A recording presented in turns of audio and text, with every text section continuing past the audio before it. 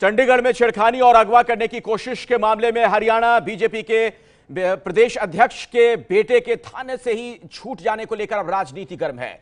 Police पर BJP के दबाव में नेता के बेटे को छोड़ देने का आरोप लग रहा है।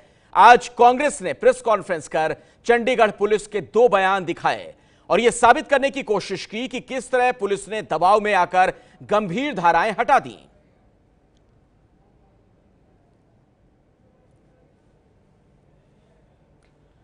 तो अब यह पूरा मामला सियासी रंग लेता हुआ भी नजर आ रहा है। रणदीप सिंह सुरजेवाला आज मीडिया के सामने आए और उन्होंने कई गंभीर आरोप लगाए हैं और उन्होंने यह बताने का प्रयास किया कि पुलिस पर दबाव है।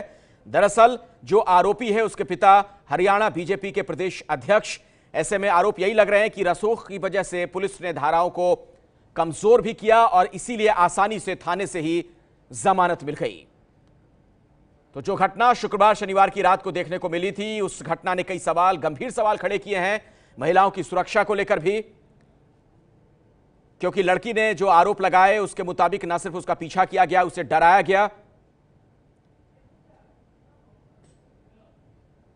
2:30 पर जब उस युवती का बयान 164 सीआरपीसी में मजिस्ट्रेट के सामने हो जाता है तो एक पत्रकार वार्ता कर सतीश कुमार डीएसपी स्पष्ट तौर से कहते हैं कि ये किडनैपिंग और आउटरेजिंग ऑफ मोडेस्टी का मामला है और इसमें 10 साल सजा हो सकती है। उसके बाद 5 बजे एक और प्रेस वार्ता सतीश कुमार पुलिस अधिकारी दोबारा करते हैं और उसमें इस मामले को बदलकर स्टॉकिंग और रॉन्गफुल रिस्ट्रेंट तक शामिल कर दिया जाता है।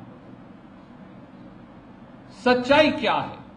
सच्चाई यह है कि चंडीगढ़ एडमिनिस्ट्रेशन और चंडीगढ़ पुलिस दोनों सीधे सीधे गृह मंत्रालय के नीचे आते हैं और भारतीय जनता पार्टी अपने अध्यक्ष और उनके बेटे को बचाने के लिए एक युवती के साथ अन्याय कर इस पूरे मामले में एक षड्यंत्र को अंजाम दे रही है ताकि पूरे मामले पर पर्दा डाला जा सके।